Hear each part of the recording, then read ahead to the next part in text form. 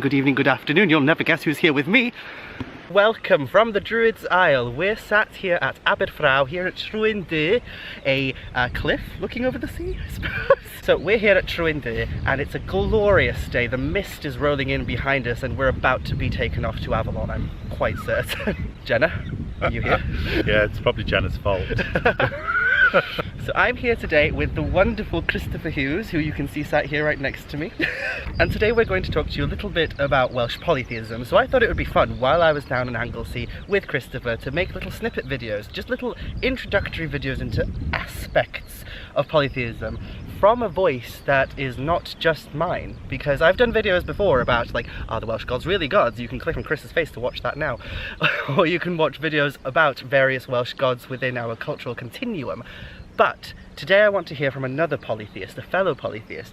Kristoffer is the chief of the Anglesey Druid Order, and as a druid, I assume you're very devotional, Chris. I am, yes, quite devotional, and particularly devoted to a horde of different deities.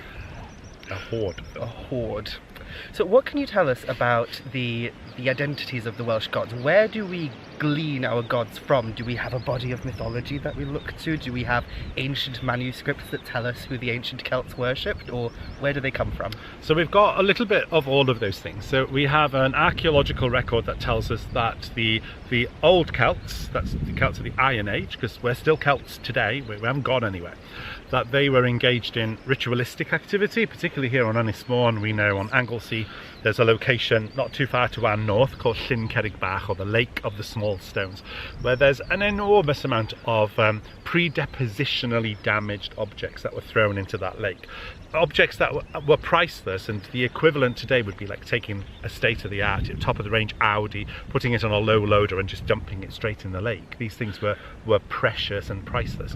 So we know that they were ritualistically active here, but again, we're not entirely sure what the liturgical landscape of those rituals were. But then the classical authors tell us an awful lot about the activities of the Druids, and also what some of the Druids believed in, and also some of the gods that they were devoted to or that they venerated. And we know from the medieval mythological record that so many of the names that are recorded in the bardic tradition and the mythological tradition have cognates in the deep past. But of course the gods and goddesses of modern day Druidry, and particularly in the tradition that I practice, they are predominantly Welsh gods and goddesses. So by saying that they're Cymraeg gods and goddesses, that they're of Cymru, is to imply that they are a product of Cymru as well. So, and that makes them very relevant. It makes them relevant to our culture, but it also makes them relevant to a practice that is modern, but that is also developing and evolving as Cymru is developing and evolving. So our gods are very much Welsh gods, and they're of this land, and they're of this culture, and they're of the people, and of course then we can share that with the world, which is where that beautiful divine inspiration can be gleaned, and there's so much wisdom that can be gained from that sharing. So as a modern day Druid and a polytheist, I have a family tree of gods and goddesses that I work with. So within the mythology we can glean that the gods have categories, and the categories are naturalistic. So there are gods that belong to the realm of land, to the realm of sea, to the realm of sky. And then we have another category of gods, and I love the name that's given to them. The name that's usually given to them are the Andedion. Ooh. And they're the gods of the other world, or of the underworld, or of Anwfn, of the deep, of the abyss, of the deep place. And they don't exist or live within our world. They live in another world entirely. So one example of one of them would be Ceridwen. Ceridwen lives in another world, whereas Rhiannon is the goddess of sovereignty, self-sovereignty, sovereignty of the land. Pwyll is a god that enables me to look at how I'm cautious, how I utilize my wisdom and consideration and deliberation and intelligence. Gwydion is a magical ally that helps me in my magical practice, because he's a god of magic, and so is his uncle Math. So, you know, Math could hear anything. If you said anything and the wind caught it, Math would hear it. So all of these mythological archetypes have become the gods and goddesses of the modern Druid tradition, and and I love them. Absolutely. And love and devotion is a huge part of being a polytheist and a devotional person in general to the gods. So going off of that, going off the idea of the love for the gods and seeing them in the way that we do, what is your perspective on the idea that gods are archetypes, that they are archetypal entities that are not really existing in some otherworldly plane or in the world that we live in now, but are instead just concepts? Yeah, like constructs. Yes. That help. I think there's a place for that, and I certainly know of druids who approach the deities from a purely archetypical platform, and I think that demonstrates the beauty and the flexibility of the druid tradition as well, because it doesn't dictate, and I don't think paganism in general dictates that you must be a hard polytheist or you must be animistic in your approach, or a soft polytheist, or you hemeristic, which I can never quite say that word in English properly, but where a person who has lived, who then died, is then elevated to a rank of a god. But I think, especially within the tradition of Druidry that I practice, all of those things are welcome. Because I think to some people who are non-theistic, they can glean a lot of wisdom from looking at the deities from a purely archetypical level, or as psychological constructs, because it enables them to tap into an inherent wisdom within them, and they do so through story and through narrative that is linked to an ancient landscape and a modern peoples. So I think there's always a place for archetypes, but and I find that in my practice, my view of the gods will move and morph between all of them. Sometimes they're archetypes, sometimes they're apotheosis, or beings of apotheosis, or sometimes they're hard polytheists. They change, I think, because all of our relationships change on a human level, and I don't see why they wouldn't change on a deific level. I think that really helps me, because there is a lot of talk within modern polytheism of very strict ideals of what the gods are, and some people can talk about it in a method that almost states, my way is the only way and any other way is wrong. And I struggle with that, because like you, I think sometimes I tread the line. It's like sometimes I'm very certain that the entities and deities that I'm working with are not archetypes. They are very much there, they're present, and they have agency. Agency, yes. They have agency, and they have power to elicit change in the world. But then, in saying that as well, sometimes archetypes can help us change, which in turn helps the world change. And so it's kind of like, sometimes we can work with the archetypal concept of what a deity is, but then in other times we need to call to that entity as well. And I think it's important to understand that people think differently and view differently, even if you've found your very specific idea of what it is and how it is. Yes, very much. And I think we're in a location that we can use a prime example of that analogy as well. So we're in a just on the outskirts of a village called Aberfraw, which was once the capital of North Wales, and has a mythological construct and tale associated with it, which is the myth of Bran, of Bendigeidfran, the giant king of the island of Britain. So I, obviously, as a druid, I venerate Bran as a god. So I'll occasionally come either down here to Troendy or one of the beautiful coves over here to give offerings to Bran and acknowledge him as somebody who has his own agency. But then there are times when I'm at home and I'm there in my office or by my altar, where I look to the Bran within me, which is that self-sovereignty, and it's that leader. That there's the line, isn't it, in the second branch of the Mabinogi that says "Avor pen byd bont," in reference to Bendigeidfran and to Bran the Blessed. And I think sometimes to perceive the element of deity within yourself, that immanency, is also a very important and valid practice of the relationship we have with the divine. So even with somebody like Bran, he has this external agency, but he also has this internal component that I connect with as well. I can feel him within me. Yeah, and I think I can relate to that in terms of like Ceridwen sometimes as well. It's almost like I see Ceridwen as a goddess with her own agency and her own being. She exists and emanates this life force that I can't even explain sometimes. But sometimes I feel like Cerridwen is in me, and Yes. I'm bringing her out of me, and it's almost like she controls my hand when I'm writing or creating art. And yeah.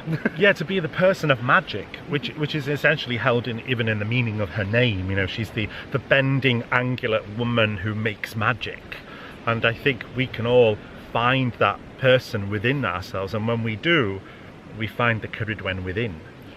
And I love that they have this bilocation. You know, that we can see them with. So when you think of it that way, you can see how easy and convenient it is for somebody who is non-theistic to still be able to work with the concepts, because they're a beautiful concept to work with, and it's a shame that some people might feel that they might miss out if they're not theistic. But there are still ways of working with mythological archetypes in a way that is deeply transformative. Absolutely. But Chris, they're not gods, they're just characters from a book. How do you see them as gods? I mean, we don't have any proof that they were ever worshipped, do we? No, we have no proof at all that they were worshipped whatsoever, not a single iota, except, of course, for their cognates. We do know that some of their cognates did have shrines and altars dedicated to them in the ancient world, but at the same time, the majority of deities all over the planet exist as stories in books. Whether it's in the revealed traditions with the Holy Bible or the Quran, they exist within story, they exist within a narrative that's then taken by people and extrapolated and venerated and worshipped.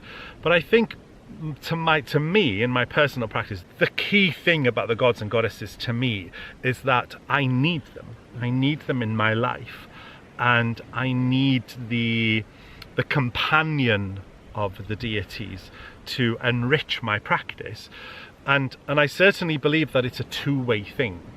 You know, that the relationship I have with them enriches their living as well, their expression, as much as it enriches mine.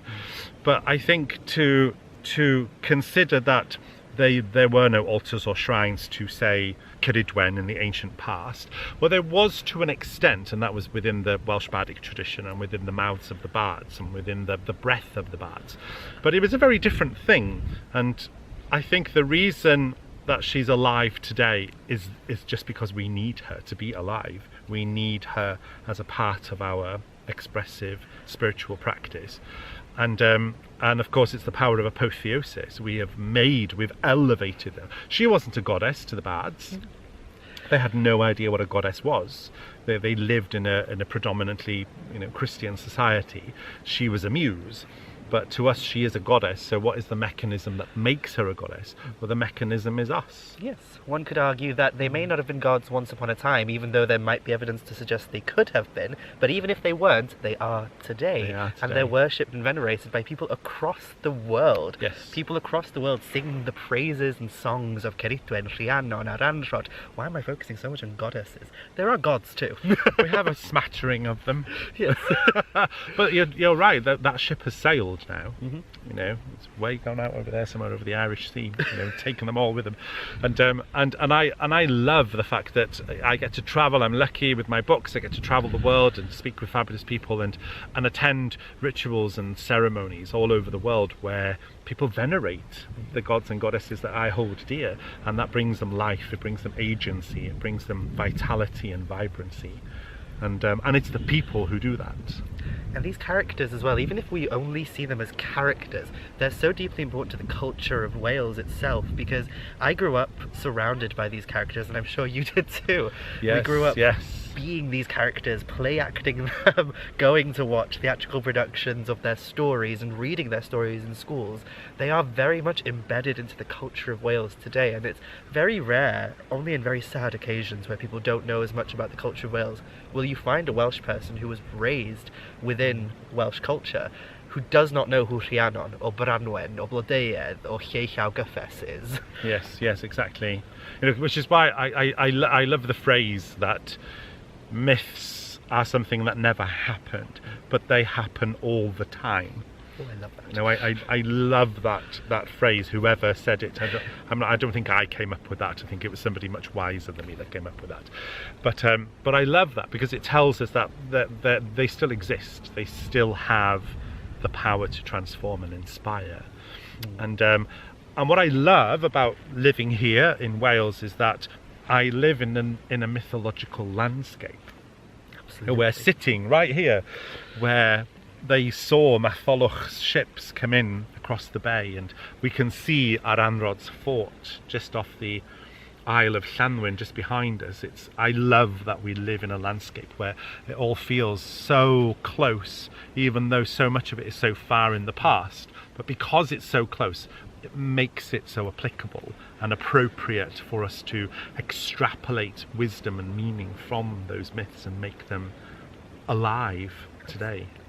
And speaking of landscape and the sacred nature of the landscape, would you say that the way of the Welsh polytheist, the Celtic Welsh polytheist, is an animistic way of life? Yes, very much so. Because I think that the expressions of the gods and goddesses are no different to the expression of our souls, of our spiritual principle, which is a spark of that original force that gave life to the universe itself. We're all windows through which the universe perceives itself and experiences itself, whether a blade of grass, an oyster catcher screaming over our heads, or a goddess. If you have any questions about the gods and goddesses of Wales, go ahead and ask them down in the comments below. And if you'd like to learn more about Chris, there will be links down in the description of where you can find more about him, and also where you can listen to a podcast episode where I chatted Chris about... Oh, chatted Chris? I was going to say chatted Chris up, but... There will also be a link to a podcast episode where I talk to Chris about all manners of Welsh magical deliciousness. It is quite delicious. Yes.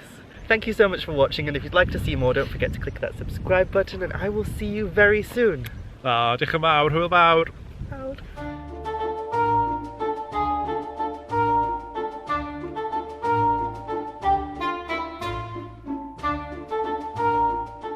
Oh, mae'r gwair ma'n mynd i fyny mhen oli.